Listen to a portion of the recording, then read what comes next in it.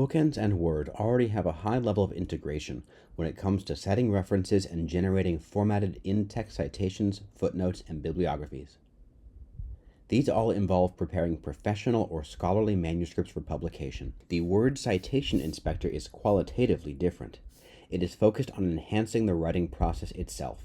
It gives you access to all of your citations metadata, your personal notes, attached PDFs or other documents, and PDF annotations while you write. It's like having Bookends built into Word. Here's an example I prepared earlier, complete with citations to references in my Bookends library. To open the Citation Inspector, click on the Bookends tab in Word and then click on this icon.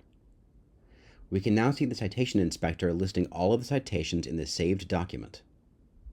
You can search for a citation in an unscanned Word document with a right click. This search starts at the cursor location and can be repeated if the citation occurs more than once in the document. Note that this is the only feature I'm showing today that requires the document to be unscanned. Everything else works either in a scanned or unscanned document. Note that when you add citations to or remove citations from the Word doc while the Citation Inspector is open, you'll need to refresh the Citation Inspector. You can do this by right-clicking on any citation and selecting Refresh Citations.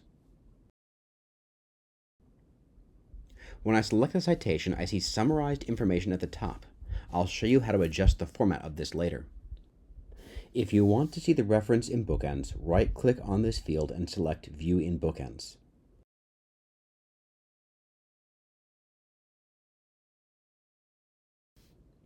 We can also see other metadata in the Citation Inspector, such as each note card associated with the reference, and below that, the name of the PDF attached to the reference.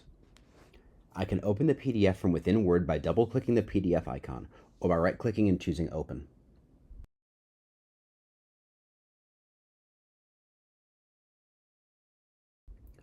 Below the name of the PDF are any highlights and annotations it might contain. You can drag and drop any text element in the right pane to insert it into the document. You can also right-click on the annotation, or on the note card above, to insert the text into Word either at the current cursor location or add it as a footnote, which is what I'm doing here. The annotations in the Citation Inspector are deep links, and double-clicking on one brings Bookends to the front, selects the appropriate PDF, and scrolls to the relevant page in the PDF to show the annotation.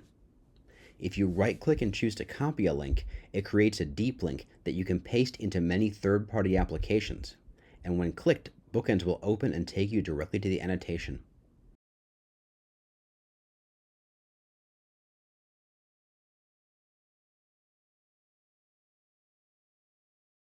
Note that when you paste the link into Word, it doesn't automatically format it as a link, even though it is a functioning link.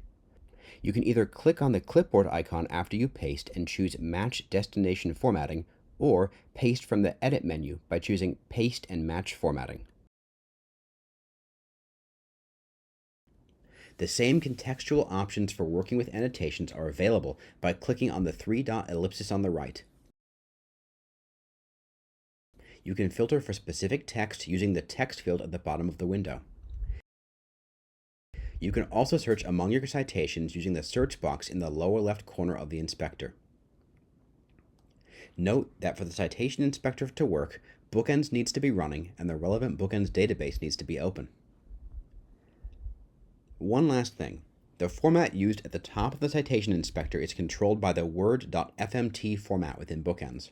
To modify the format, go to Bookends, Biblio, Formats Manager, and find Word.fmt. You have complete control over the formatting.